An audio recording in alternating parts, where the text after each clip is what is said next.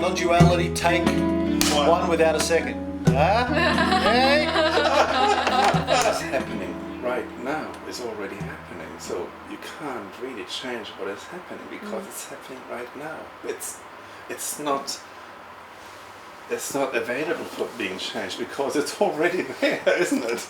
And it's already happened anyway. Yes. It's already happened. And this is with it comes the issue of idealism, because what do you think about idealism? I don't know what you mean. Now, idealism is if you have an idea to change something to the better and thereby improve something.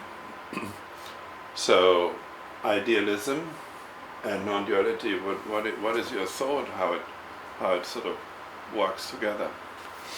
Or can't it work together? No, of course it can work together, but every idea that you have and every action that may follow an idea is all part of the universe functioning. So the universe functioning, flowing according to the laws of physics, playing out. I tend to call it the universe. Bob might call it, the intelligent awareness, or people call it the one, but the universe is easier for me because I grew up in the West.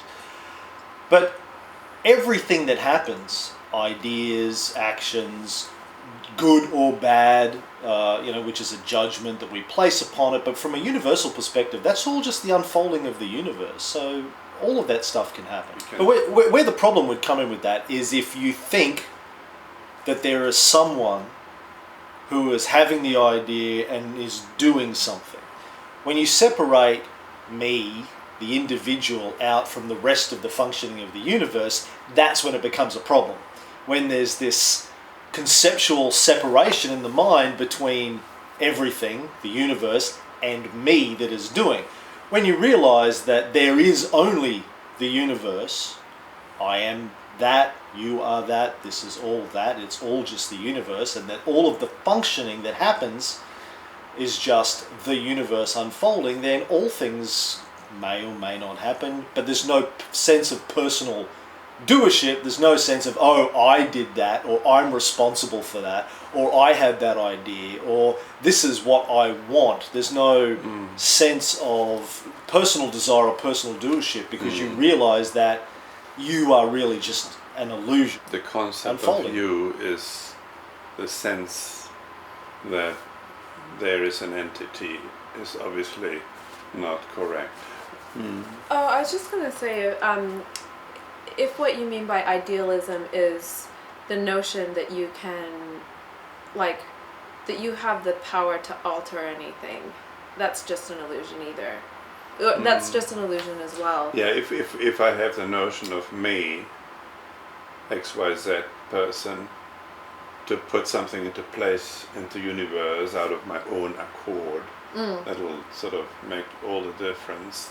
That may be an illusion because it's associated with the concept of me, which is an artificial concept. But you could argue that, let's say, life, I'd rather call it life rather than universe, but it's okay.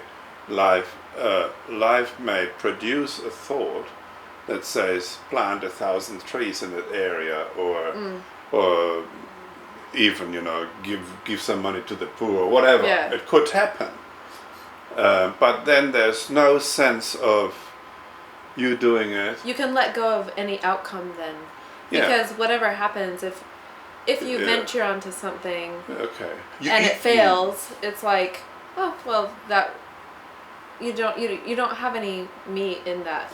That's why I'm wondering to which extent idealism can still function. Now, normally idealism is where you feel something has to change so that you can be happy. Of course, it's silly. Something has to change so finally you can get fulfillment or something like that.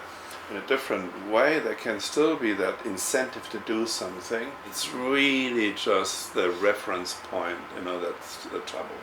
As soon as you investigate this idea that you're a separate entity and you realize that it can't possibly be true, never was, is not, and never could be true, then from that moment on, every thought that arises or every action that occurs can't be attributed to an individual, and it also can't be judged as one idea is more valuable than the other. The idea that I might plant 1,000 trees and the idea that I'll sit on my backside and play Xbox, there's no judgment about those ideas. The thoughts are all equal, just spontaneous arisings. Yes, from a point of value I see that. There's no value attached to it, but there still could be a strong incentive.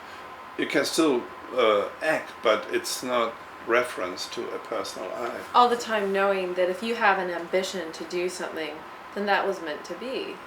Yes. And there's no other alternative. Yes. Like, if I have the drive or ambition to plant 1,000 trees, and I am wanting to go forward with it, and I take the steps to go forward with this goal, it's not my goal, it's what has to be at that moment. Yes. I mean, and if I act on it, then that has to be,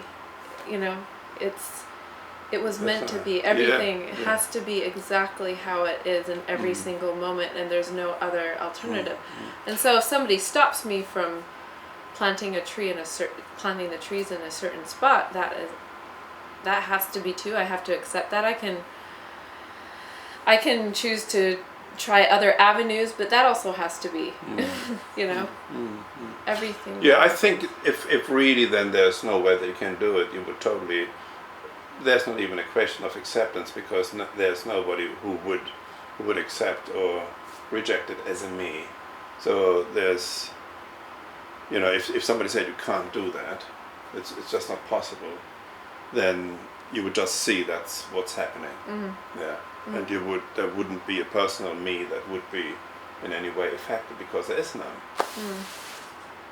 If we talk about it has to be, it sounds almost that there is something or someone who is deciding what's happening. And I wanted to say that in the non-duality scene, people are not quite sure when they say everything must happening as it does, and then they say, but there's nobody there who pulls the threads. If there's nobody who pulls the threads and still everything is exactly how it is happening, which I agree is, then the question is, what is functioning the way it does? And if we say there's no free will, what is that statement related to? Is it related to a non-existing me? It can't be, because the me is not there. So there's no question whether the me has free will or not. So, and can we say that life hasn't got free will? If life hasn't gotten free will, who is doing it? I mean, life is only life. And if we then put the statement in that there's no free will, that life hasn't got free will, then what is it bound by life? The laws of the universe. I mean, was there a free will that created and said, let's put the law of gravity into place, or the law? That's an interesting question for me, because I think it's a total possibility. Like, if we were we often talk about being in a computer game. That the universe is a program, and it's sort of like everything is just code, and if you're controlling a computer game and you turn, then your environment appears like that. Before it was just zeros and ones, and so it appears as you go, and so like my consciousness, what I see right now is made out of zeros and ones. Perhaps. Yeah, and it's just appearing. It's appearing to me. It's appearing. The only problem is when you think you're a concept, when you think the concept is the reality, that's what causes the confusion. But just getting people to think about concepts and to start investigating whether or not these things are real or false, that's good stuff. That's how most of us get started on this path. Thinking about or starting the process of inquiring as to whether or not the concept of a me actually has any validity. That's kind of the road, I think, for the beginning of the road for most people. Except for those lucky bastards that just wake up and have spontaneous realization that it's all an illusion and there is only one. But I don't think most people who get deep into non-duality go on that path. I think they have to start overturning rocks. I think there are lots of different paths and doorways that people come to this by, and it just depends on what your condition. Like the way that you came at it's going to be different from the way that Ramana Maharshi discovered it, which is different from the way that Gautama or Spinoza or Zeno of the Stoics discovered it. I mean, depending on your conditioning and your upbringing and the way your brain works, you're going to respond, I think, to different doorways. Not everyone's going to respond to Bob's way of telling it. Not everyone is going to respond to Nisargadatta's or any. I don't think it all needs to be told the same way. I think people respond to different dialectics. Yeah. Some are very emotional. They just say that they have a God and they surrender to the God. And I can see a validity in all of these approaches, because if you leave everything to something else that you imagine is there, at least you get rid of your self-concern. That's right. Yeah. I have a mother of several of my students. She has lots of kids. Very, very Catholic, and it's funny because we have these conversations where I really understand her. She's pregnant with her 10th kid. Right. And has a completely different life than I do. But she really, really gives her life up to her God. And she is a peaceful person. She accepts everything in the moment. Chaos is happening around her and she is just calm, And she truly gives her will. Like she realizes that it's God, everything's God's will. Yeah. So it's like we connect on this level when we talk about this type of stuff, because I don't believe I have free will. I don't believe there's a me to have free will. Yeah. So But how? Let's just. I think that free will is an interesting thing. I don't need free will, as a body and mind. I think that's great relief, isn't it? Yeah. A wonderful thing that you don't need to worry about what to do next. Yeah, I mean, as far as just mental health and being at peace and yeah, I mean. But then the question is, what is issuing the impulses? And yours impulses are so different from Cameron's or mine or somebody else. What's there? If we say we, and with we mean our body mind. You can't speak of me because there's no me. So the body mind system has no free will. I think that's great. But then there is something happening, and it's quite intelligent what's happening. As according to the laws of nature. So I mean But then again, if we look at non-duality, what you really are is life. You are life that is also organizing what's happening there. So you're not separate. You don't say, I'm here with body and mind, I have nothing to do with it, because as life, you are also the life that's the foundation of everything as such. Right. So I guess, it's always tricky when we're in non-duality, speaking about non-duality and using our common language, which we talk about. Yes. I and this. Yeah. And with that's I, what tricky. we mean is body-mind, right? This body-mind appearance. Yeah. This body-mind appearance is not really able to do anything out of its own accord. That's what we are talking about. Like the wave is really just the wave because the circumstances in the water that supports it, everything is just the way it is, and it's bound to behave the way it does because it just fits in the way. Right. System. But even the appearance of separateness is an illusion. There is no separateness, even now, between you, me, and Chrissy. Yes. Or the table, or the book, or the chair. But this is only from the seeing that everything is made out of nothing. So the sense of nothingness is seen as being in everything. And then you see there's a oneness. It's not based on the concept of unity. It's an open space. It has no distance. the open space where you can't pinpoint a beginning or end. It's just an open nothingness where you are awake, and that is, and then you see that whatever you look at has the same source of nothingness, which is awake. It's not. He says it's not a vacuum, or it's not a dead nothingness. There's a real sense of that there. It's not. That's just theory. It's a canvas full of light and movement. Okay. Beautiful. Now you're becoming a poet. He's everything. Yeah, that's right. Scientist, poet. Chrissy and I, we like to smoke cigars. Really? Her more when she's not pregnant. Not now. But I'm looking forward to it again.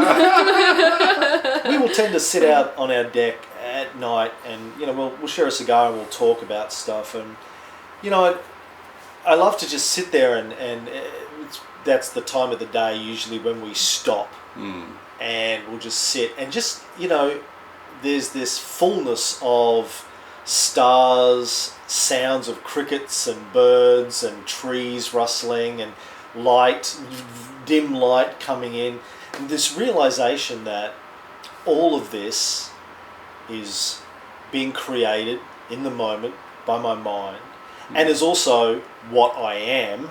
This is all just the spontaneous appearance. I would say it makes you feel like a poet. Being created in the moment by my mind. The word create is, for me, is problematic. Yes, I agree. I just think it's appearing in my mind is more clear to me. Mm-hmm. Well, I think of it from a scientific I wouldn't even perspective. say my mind. I would just say appearing. Appearing, yeah. Because then you have the my and me. The body. It's just appearing. Mind, body. Yeah, don't get too caught up in the words. Yeah, but the body. You give yourself an aneurysm if you get caught up in the words too much. My mind. You know what I mean. Yeah, but the body, even if you say it's experienced by my body, then you say the body is experienced by what you see as nothingness. That's aware. Where you hardly feel that there's a body. You just see the shapes perhaps, but it's beautiful. I can see that Chrissy has a sense of beingness. Absolutely. Where you don't know, where you can't find anything to grasp inside you, and then the body becomes very transparent, right? Yeah. So that's that, and then that transparent awareness, or that transparent whatever, is seeing everything that's happening. So you wouldn't talk about my mind or it's experienced by my body, because that transparent nothingness, or that nothingness that you're talking about, is seeing everything and living everything from a relaxed sense, doesn't it? Well, it's like everything, including my body and including any boundaries, dissolved, and it's just everything's appearing, in that. Yeah.